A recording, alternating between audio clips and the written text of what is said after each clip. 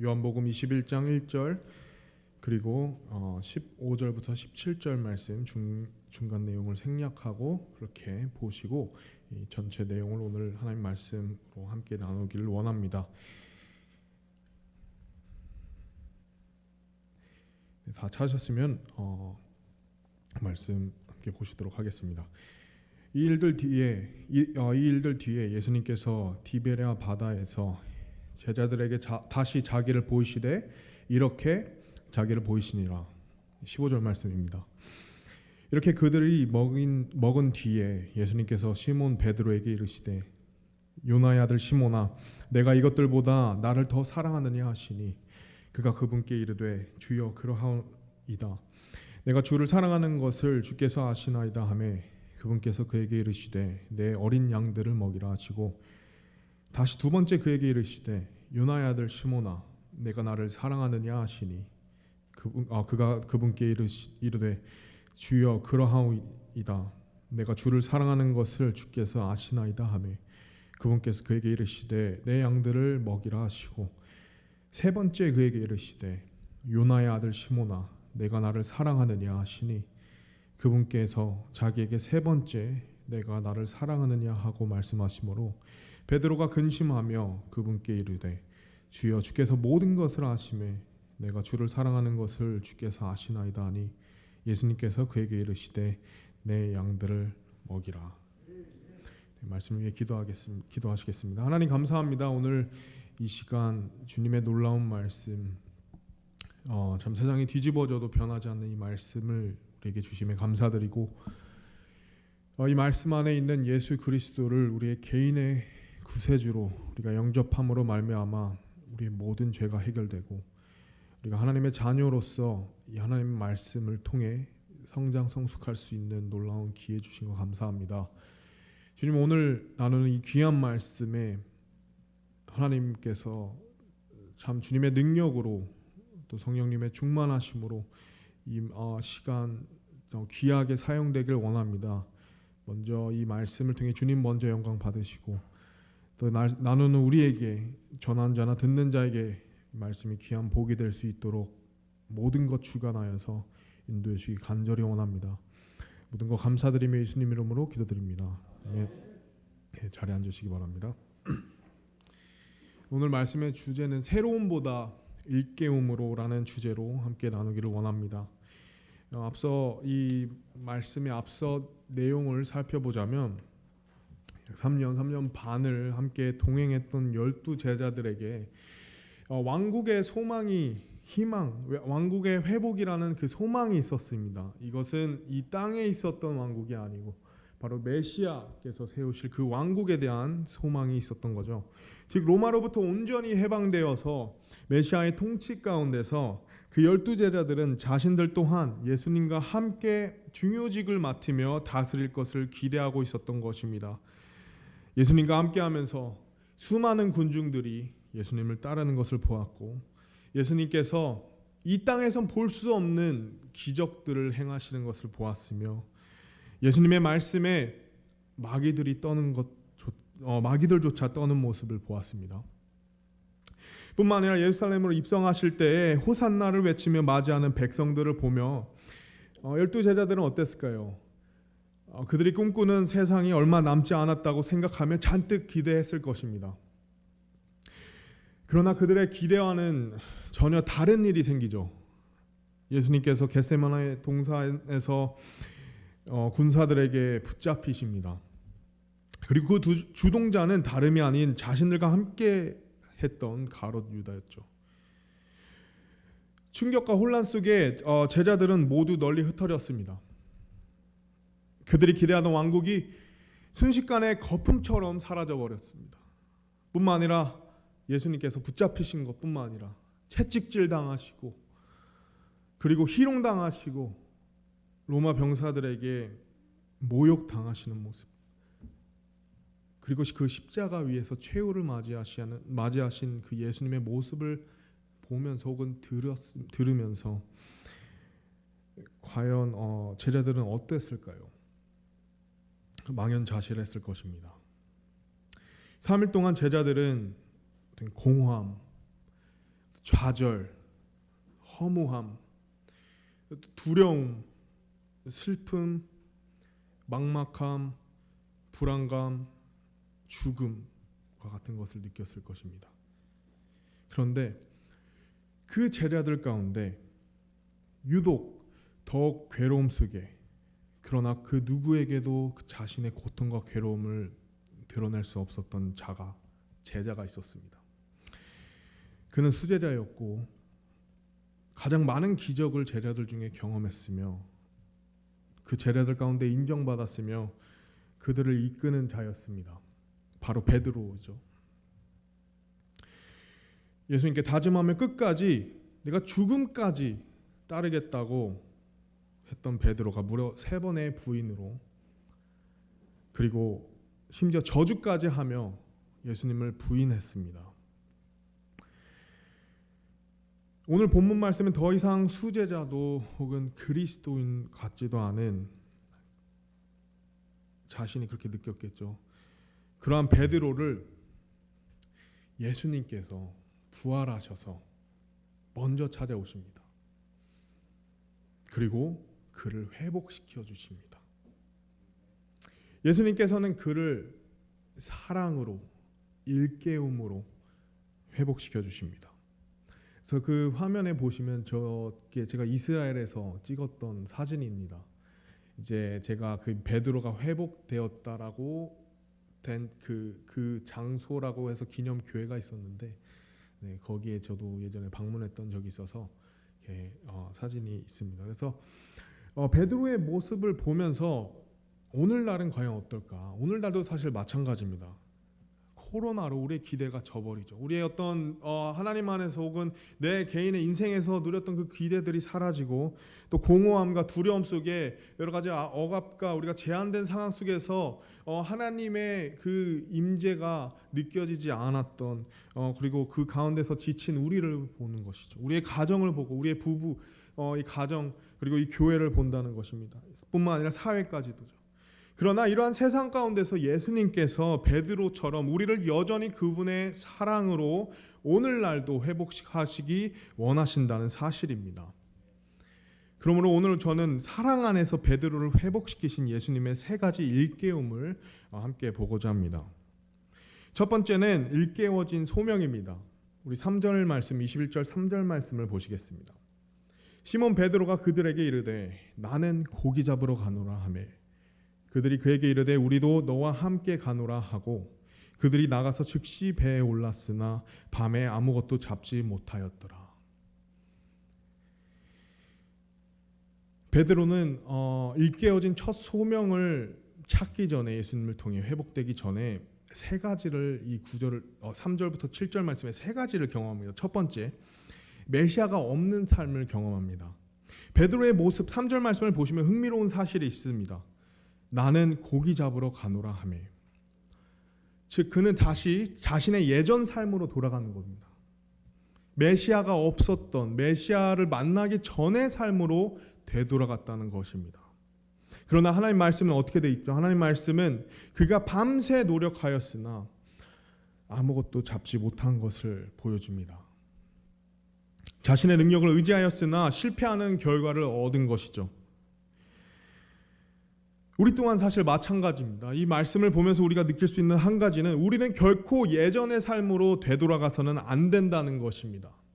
우리의 공허함과 우리의 좌절과 우리의 어떤 실패 가운데 내가 하나님 앞에 혹은 내 인생 가운데 그 실패로 인해서 하나님과 멀어진, 하나님을에서 돌아간 예전에 내가 했던 예전의 삶, 내가 스스로 살아가면서 안정을 느꼈던 삶으로 우리가 혹시 우리의 발걸음이 거기를 향해 가고 있다면 다시 우리는 하나님 앞에 메시아를 향한 우리의 발걸음으로 되돌려줘야 된다는 것입니다. 왜냐하면 예전의 삶이 나에게 새로워 보일 수 있다는 거죠. 다시금. 왜냐하면 그전에는 그는 예수님을 따르던 인생을 살았고 예수님의 제자로서의 삶을 살았지만 그것에 실패를 하자 난 다시 새롭게 예전에 내가 했던 어부로서의 삶으로 내 인생을 다시 되돌아가야겠다라는 생각을 했지만 결국 하나님이 없는 삶은 오늘 말씀처럼 실패한 삶이기 때문입니다. 우리는 그 결과를 다 알고 있습니다. 다만 우리가 알면서도 우리가 그렇게 가는 그런 어리석은 실수를 하면 안 되는 것입니다. 첫 번째, 베드로는 다시 한번 그가 메시아가 없는 삶으로 되돌아가죠. 근데 두 번째는 그 메시아가 없는 삶 가운데서 메시아의 말씀의 위력을 경험하게 됩니다. 4절, 5절 말씀을 보시면, 그런데 이제 아침이 될 때에 예수님께서 바닷가에 서 계셨으나 제자들은 그분이 예수님이심을 알지 못하였으므로 그때 예수님께서 그들에게 이르시되 얘들아 너희에게 먹을 것이 있느냐 하시니 그들이 그분께 대답하되 없나이다 하매. 아침이 되자 이제 밤새 어떤 노력과 수고도 물고기 한 마리도 얻지 못한 그렇게 아침을 맞이한 제자들을 부활하신 예수님께서 찾아오시고 멀리서 그들을 바라보시고 묻습니다. 너에게 먹을 것이 있느냐? 그들이 그분께 대답하되 없나이다 하매. 여러분, 이 질문의 진정한 뜻은 이것입니다. 내가 없이 살아보니 잘 되고 있느냐?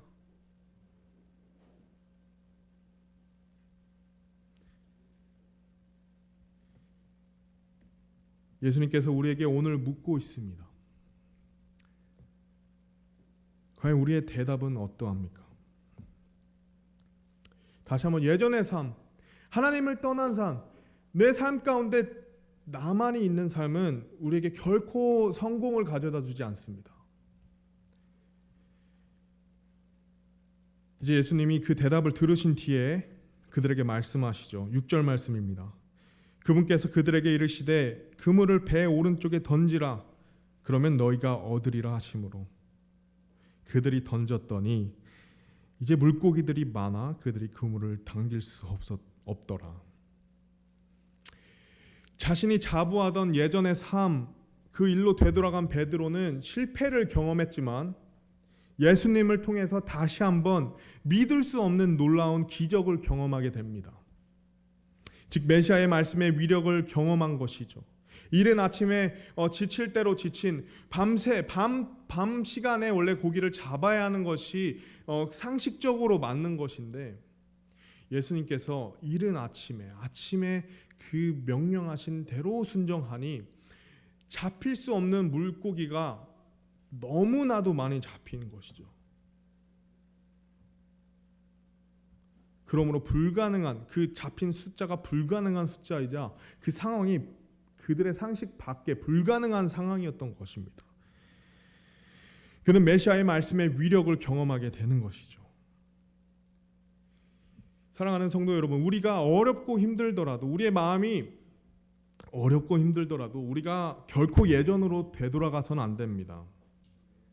내가 내 자신이 자신했던, 자부했던, 그러나 그것이 하나님으로부터 멀어져 있는 하나님 밖의 일이라면 안타깝지만 우린 실패를 경험하게 되는 것이죠. 그러나 우리가 말씀의 위력을 다시 한번 신뢰하고 우리가 의지할 때에 우리는 하나님으로부터 기적적인, 다시 한번 이 상황과 이 내 상식에 벗어난 하나님께서만이 하실 수 있는 그 말씀의 위력을 우리 인생에 다시 한번 경험하게 될 것이라는 것이죠.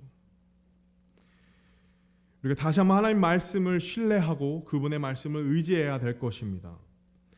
세상 사람들의 말이 아닌, 세상의 뉴스의 소식이 아닌, 또 유튜브의 좋은 정보가 아닌 이 하나님의 말씀이 내겐 지금 어리석어 보일지라도, 이것이 내겐 지금 불가능해 보일지라도 내가 붙잡고 의지하고 믿음으로 나아갈 때에 우리는 하나님의 능력을 경험하게 된다는 것입니다. 그렇다면 우리가 오늘 베드로와 같은 위대한 하나님의 말씀이 살아 역사하고 그래서 우리의 삶이 회복되고 또 내 마음이 새롭게 되며 내 가정이 회복되고 내 부부에 달하여서 내 부부의 어떤 그 관계가 회복되고 내 문제가 해결되고 무엇보다 지금 불가능해 보이는, 도저히 이 상황에서는 이루어질 수 없는 그 불가능해 보이는 일이 이루어지는 그런 놀라운 하나님의 주권을 보게 될 것입니다. 이 메시아의 말씀의 위력을 베드로가 다시 한번 경험하게 된 것이죠. 그리고 세 번째, 메시아와의 첫 만남을 다시 한번 경험하게 됩니다.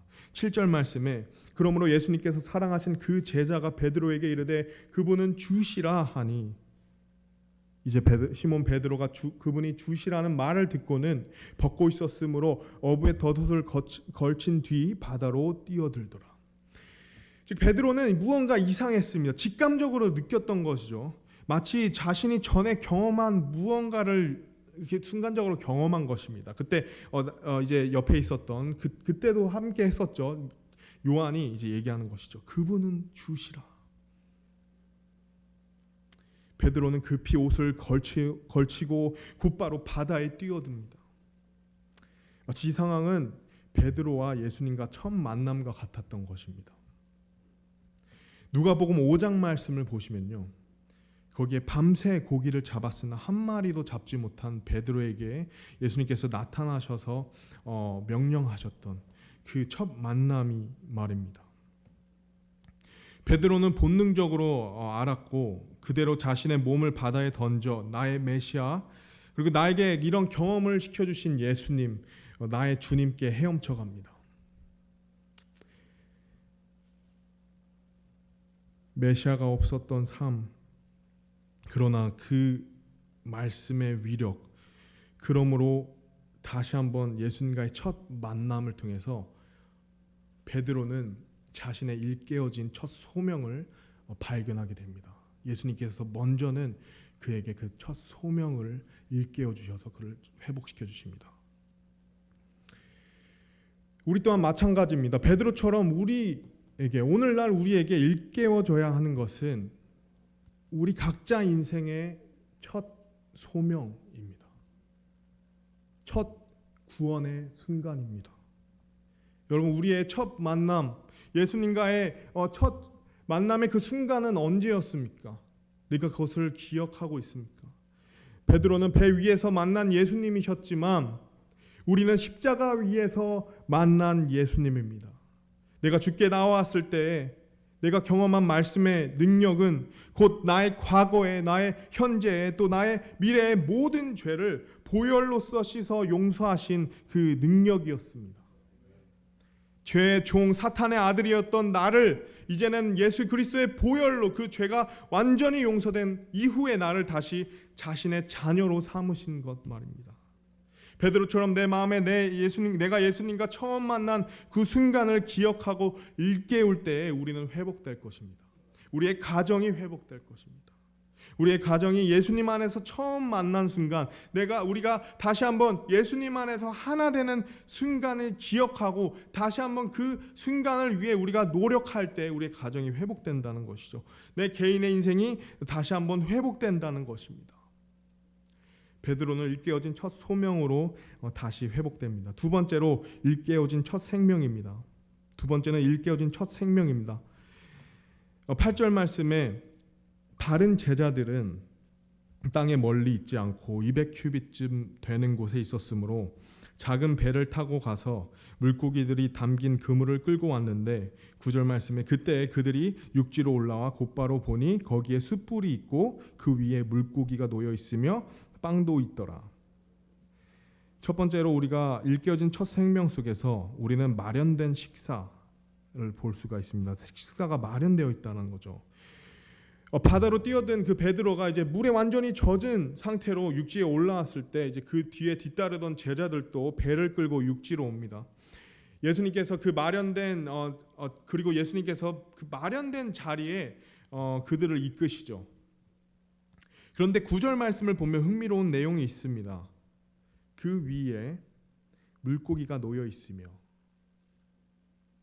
그 위에 물고기가 놓여 있으며, 뒤따르던 제자들의 배에 그 그물 안에 물고기가 있었던 건데, 마련된 자리에는 이미 예수님이 올려놓으신 물고기가 있었다는 겁니다. 저는 이것이 깊은 묵상의 어떤 내용이었는데요. 예수님께서 물고기를 잡게 하셨는데 그 물고기가 아닌 자신이 물고기를 마련해서 제자들을 먹이셨던 거죠. 왜 그러셨을까? 생각을 해봤습니다. 여기서 우리가 기억해야 될 한 가지가 바로 하나님께서 원하시는 것은, 하나님께서 필요로 하신 것은 우리의 도움이 아니라는 사실입니다. 먼저 우리가 기억해야 될 것은요, 사실 우리가 하나님 일에 참여하는 것, 제가 하나님의 일에 사용된다는 것은 그냥 주어진 엄청난 선물이자 은혜이자 특권인 것입니다. 왜냐하면 하나님께서는 사실 혼자서도 이 모든 일을 행하실 수 있는 분이시기 때문이죠. 그렇다면 왜 우리에게, 왜 이 교회에게, 왜 내 삶에, 내 가정에, 내 교회에 그물을 던지라는 하나님의 일, 명령을 우리에게 주셨냐라는 거죠. 왜 우리에게 그 일을 맡기셨을까? 물론 그 일을 통해서 여러 가지가 있지만, 저는 이 구절을 통해 함께 나누고 싶은 것은 그 일을 하기 위해서가 아닌 나와 교제하기 위해서입니다. 하나님께서 왜 우리 교회에, 왜 가정에, 왜 우리 하나님의 말씀을 주시고, 왜 하나님의 일을, 왜 명령을 주셨나? 바로 내가 하나님과 교제할 수 있도록, 나와 교제하시고자 하시기 때문이죠. 하나님께서 내가 잡은 물고기를 하나님께 가져다 드리는 것을 하나님이 좋아하시지만 그렇게 필요로 하시지 않으세요. 이미 물고기를 잡으셔서 마련하시되 오히려 나를 그 자리에 불러서 나와 대화하시고 나와 교제하시기를 원하신다는 것입니다. 마음이 공허한, 지칠 대로 지친 죄책감 속에 있었던 그 베드로에게 물고기와 빵을 먹이시면서 교제를 하고 싶으셨던 거예요.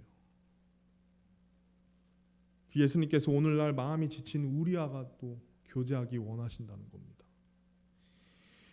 그러므로 우리의 회복은 먼저 우리의 첫 소명이 있지만, 우리는 예수님과 마련된 그 영적 식사, 교제 자리를 통해서 우리의 회복이 이루어진다는 것입니다.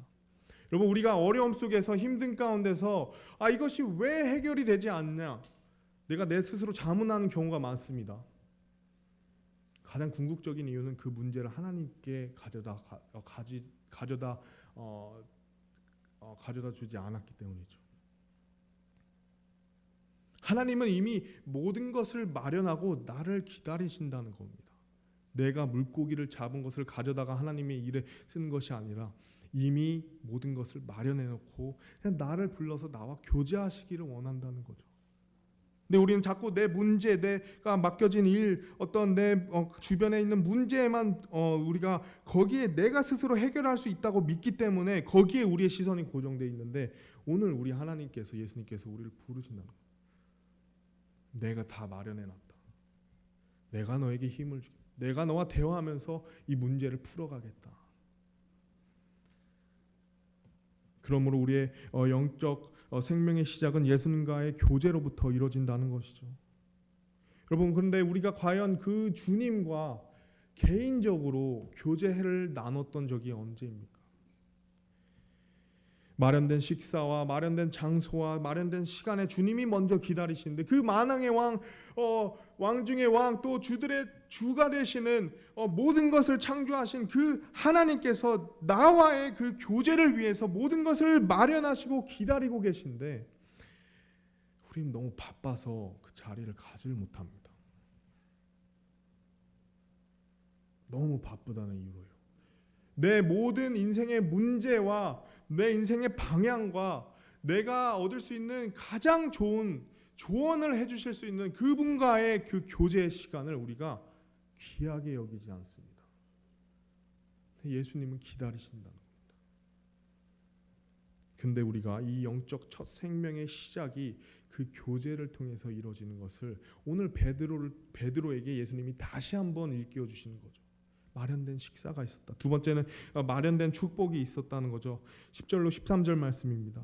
예수님께서 그들에게 이르시되 지금 너희가 잡은 물고기를 가져오라 하심으로 시몬 베드로가 올라가 큰 물고기들이 가득한 그물을 땅으로 끌어당기니 153마리가 있더라. 모든 것이 그렇게 많았으나 그물이 찢어지지 아니하였더라. 예수님께서 그들에게 이르시되 와서 먹으라 하시니 그분이 주시라는 것을 제자들이 알므로 아무도 선생님이 누구시니까 하고 감히 그분께 묻지 아니하더라. 그때 예수님께서 오셔서 빵을 가져다가 그들에게 주시고 물고기도 그와 같이 하시니라. 예수님께서 이어서 그물 걸린 물고기를 끌고 오게 하시고 말씀하십니다. 와서 먹으라. 내가 마련된 식사가 있으니 그걸 와서 먹으라라고 말씀하시죠. 그래서 한번 상상해 보십시오. 조용히 이게 먹고 있는데 얼마나 참 눈치가 보였을까요? 그래서 보시면은 감히 묻지도 못하는, 특히 베드로는 얼마나 그냥 저는 이 모습을 상상해 봤습니다. 그냥 불타는 그 숯불이 있는데 장작 소리와 함께 조용히 음식만 먹는 모습이지 않았을까. 그러면서 또 드는 생각이 예수님께서 하신 음식은 과연 어떤 맛일까 라는 생각도 해봤습니다. 물에서 포도즙으로 최상의 포도즙을 만드는 분이시라면 그 음식의 맛도 최상이지 아니었을까 싶습니다. 서로가 여러 가지 생각과 고민 속에 허기를 달랠 때 예수님의 모습이 성경에 이렇게 나오죠. 그때 예수님께서 오셔서 빵을 가져다가 그들에게 주시고 물고기도 그와 같이 하시니라. 즉 마련된 식사 속에서 예수님께서 직접 그들에게 빵과 물고기를 주시는 모습입니다. 저는 여기 계신 성도 여러분의 마음이 어떤지 알 수 없습니다. 개인의 문제가 어떤지 모릅니다. 하지만 저는 꼭 한 가지 말씀을 드리고 싶습니다. 우리의 마음이 지쳐 있다면 예수님께 나아가시기 바랍니다. 그분이 먹이실 것입니다. 혹시 내가 내 인생의 실패로 지금 낙담해야 하고 있다면 예수님께서 마련해 놓으신 그 자리로 나아가시기 바랍니다. 다른 곳에서 찾지 않고 그 모든 나의 마음의 상태를 가지고 예수님의 마련된 자리로 나아가시기 바랍니다. 그분께서 우리를 먹이실 것입니다. 내가 이 세상을 살면서 내가 바랬던, 내가 하나님 안에서 기대했던 그 일들이 혹시 무산이 되었습니까? 혹은 그것이 지금 실질적으로 일어나지 않아서 내 마음이 무겁습니까? 다시 한번 예수님께 그 마련된 자리로 가시기 바랍니다. 그 음식을 먹고 힘을 내시기 바랍니다. 내 모습이 어떻든, 내 마음의 상태가 어떻든, 심지어 내가 예수님께 어떤 잘못을 저질렀든 그분이 기다리신다는 거죠. 그분이 기다리시고, 그분이 마련하시고, 그분이 나에게 먹을 것을 주시길 원하신다는 것입니다. 우리의 회복은 예수님과 마련된 교제를 통해서 회복이 됩니다. 베드로는 부활하신 예수님과의 만남을 통해 자신의 영적 첫 생명의 순간을 일깨워줬습니다. 내가 처음 예수님을 만나고 그분과 내가 교제하고 동행하면서 내가 영적으로 성장했던, 내 믿음이 커졌던 그 순간들을 기억했다는 것입니다. 그리고 또한 오늘날 우리도 다시 일깨워줘야 하는 것이 바로 주님과의 교제입니다. 이 영적인 음식, 이 말씀, 순수한 젖, 단단한 음식, 모든 게 마련되어 있는 이 말씀 속에 우리가 나아가서 먹으면서 하나님과 식사하며 교제할 때 내 영적 성장이 다시 이루어지고 내가 다시 내 영적 생명이 활기를 얻게 된다는 것입니다. 마지막으로 일깨워진 첫 사명입니다. 15절 말씀입니다. 그러므로 이제 15절 말씀이 되는 거죠. 오늘 말씀처럼. 이렇게 그들이 먹은 뒤에 예수님께서 시몬 베드로에게 이르되 요나의 아들 시몬아 내가 이것들보다 나를 더 사랑하느냐 하시니 그가 그분께 이르되 주여 그러하오이다. 내가 주를 사랑하는 것을 주께서 아시나이다 하매 그분께서 그에게 이르시되 내 어린 양들을 먹이라 하시고 다시 두 번째 그에게 이르시되 요나의 아들 시몬아 내가 나를 사랑하느냐 하시니 그가 그분께 이르되 주여 그러하오이다. 내가 주를 사랑하는 것을 주께서 아시나이다 하매 그분께서 그에게 이르시되 내 양들을 먹이라 하시고 세 번째 그에게 이르시되 요나의 아들 시몬아 내가 나를 사랑하느냐 하시니 그분께서 자기에게 세 번째 내가 나를 사랑하느냐 하고 말씀하시므로 베드로가 근심하여 그분께 이르되 주여 주께서 모든 것을 아시매 내가 주를 사랑하는 것을 주께서 아시나이다 하니 예수님께서 그에게 이르시되 내 양들을 먹이라. 그는 마주한 과거를 보게 되죠. 다른 제자들은 몰라도 베드로의 마음은 사실 얽히고 설켰을 것입니다. 예수님께서 건네주신 물고기와 빵을 제대로 먹었을지도 모릅니다. 어땠을지도 모르겠습니다. 베드로가 배 위에서 일깨워진 메시아와의 첫 만남, 예수님과의 첫 만남의 순간도 순간이지만 사실은 지금 이 땅 위에서 예수님의 육지 위에서 만난 예수님을 통해 일깨워진 또 다른 순간이 있기 때문입니다. 우리가 다시 9절 말씀을 보시면 9절 말씀에 무엇이 나와 있냐면 육지로 올라와 곧바로 보니 세 가지가 있죠. 숯불이 있고 그 위에 물고기가 놓여 있으며 빵도 있더라. 근데 여기서 베드로의 마음을 사로잡은 것이 있습니다. 바로 숯불입니다. 숯불. 요한복음 18장 18절 말씀을 보면 이렇게 되어 있습니다.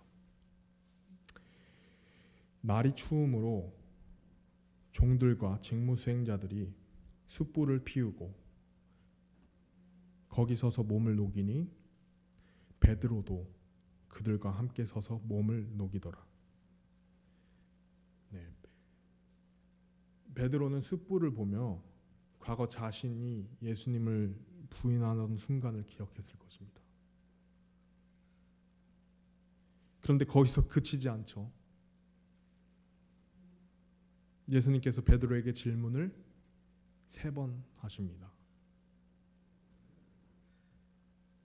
베드로가 예수님께 대해 과거에 18장에 나왔을 때 3번 질문을 했을 때 예수님을 아는 자냐, 너가 그와 함께 하던 제자가 아니냐 3번 질문을 받았을 때 베드로는 3번 부인을 했습니다.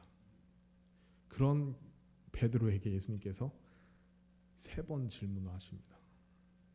그 숯불 가운데서 베드로의 마음이 어땠을까요? 또한 베드로에게 예수님의 마음은 어땠을까요?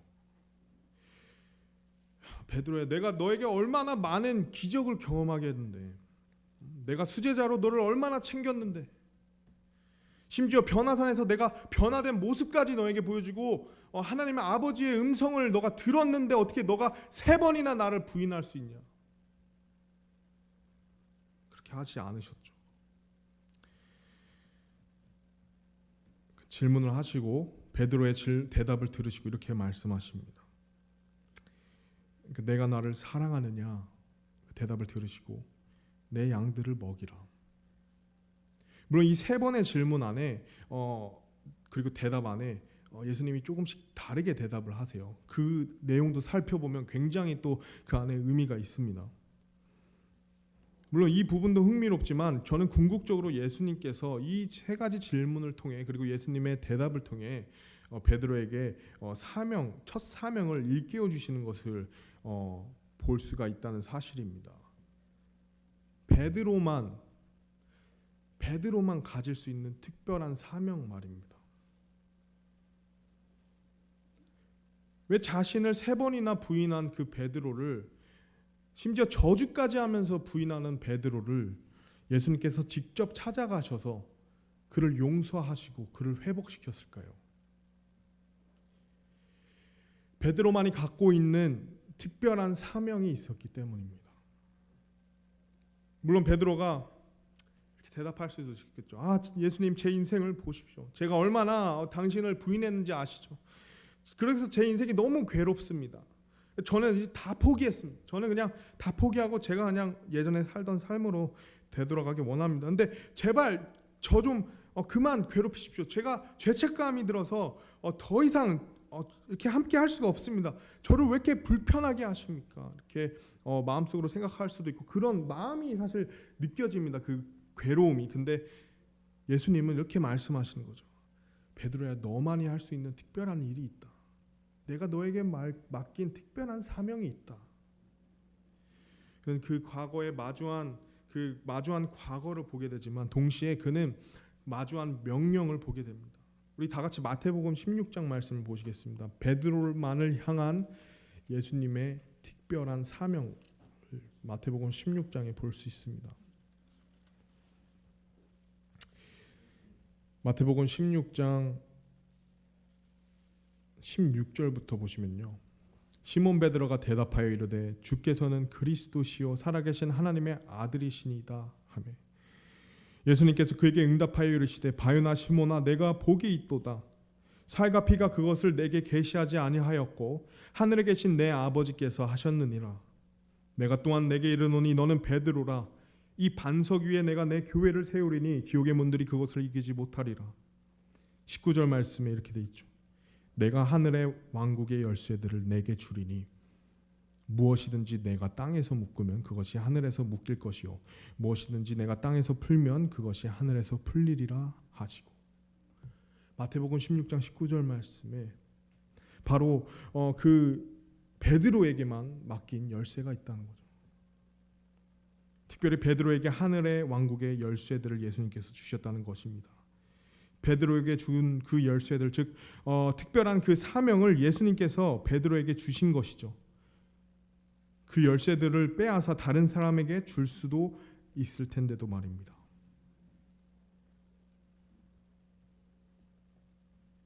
내 양들을 먹이라. 이것이 베드로에게 자신의 인생의 특별한 하나님께서만이 주신 그 사명을 일깨워 주는 예수님의 말씀이었던 것입니다.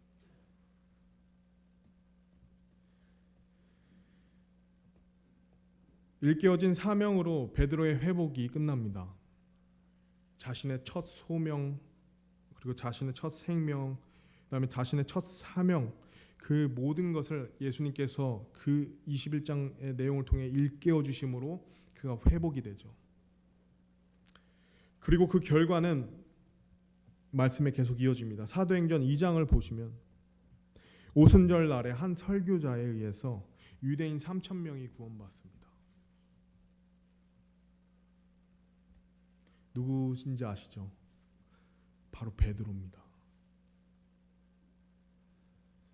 예수님께서 승천하시고 이 신약교회가 성령 충만한 가운데 지금의 이 교회가 이제 첫 그 예수님이 승천하신 이후에 그 열매를 베드로를 통해서 얻게 된다는 것이죠.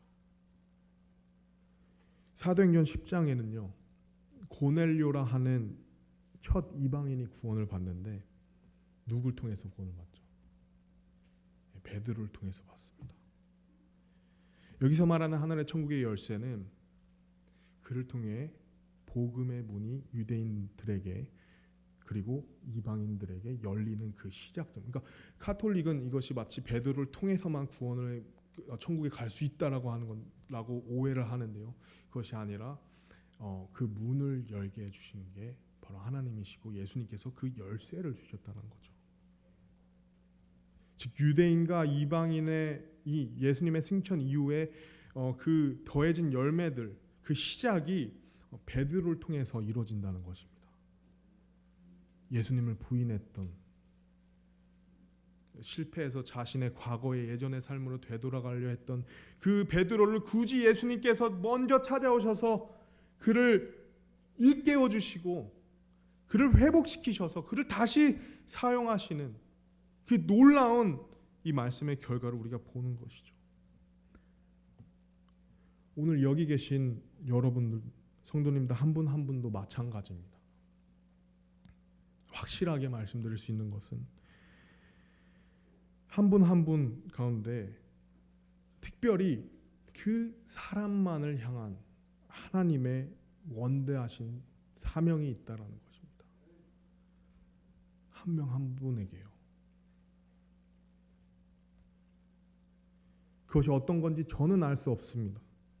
그 규모가 얼마나 큰지 그것은 제가 알 수 없습니다. 하지만 분명한 것은 그것이 하나님 보시기에 그리고 내 인생 가운데 매우 중요하고 매우 특별한 매우 필요한 사명이자 뜻인 것입니다.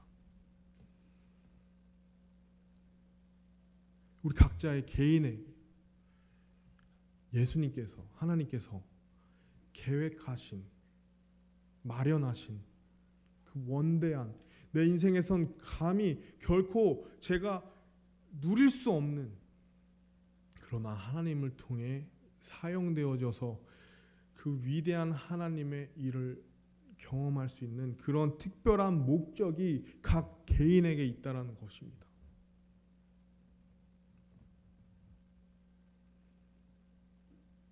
각 개인에게 있다는 거죠.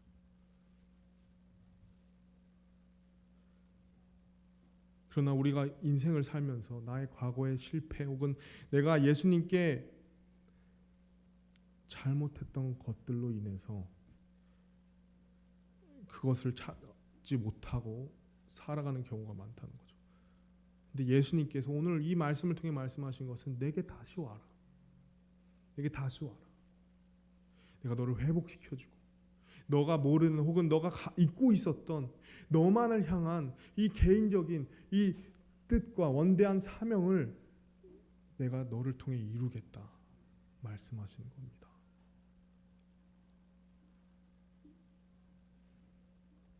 다만 오늘 말씀을 통한 우리에게 주어진 질문은 이것입니다. 내가 이것들보다 나를 사랑하느냐? 내가 나를 사랑하느냐?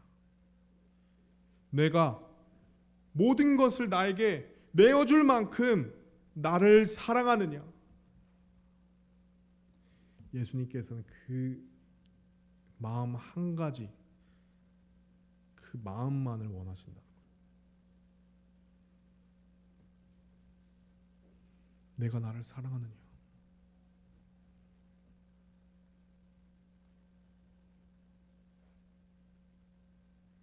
우리의 대답은 어떻습니까? 오늘 모든 것 이 말씀을 떠나서 오늘 저는 이 질문이 우리의 삶에 남았으면 좋겠습니다. 예수님께서 나를 사랑하느냐 물어보십니다.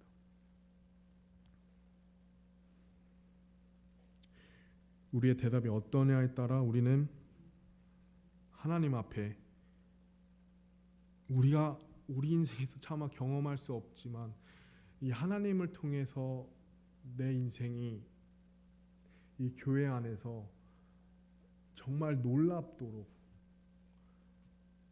나의 상식과 나의 기대와 내가 생각한 나의 인생의 한계를 뛰어넘어 그 하나님의 원대한 위대한 그 능력 가운데 내 인생이 변화된다는 것입니다. 다만 이 질문에 대한 답을 내가 어떻게 하냐에 따라 그리고 정말 그 질문의 대답처럼 내가 주님을 따르냐 혹은 내 인생은 그냥 내 인생대로 살겠느냐 하는 그 선택에 이 모든 게 다 달려 있다는 것이죠.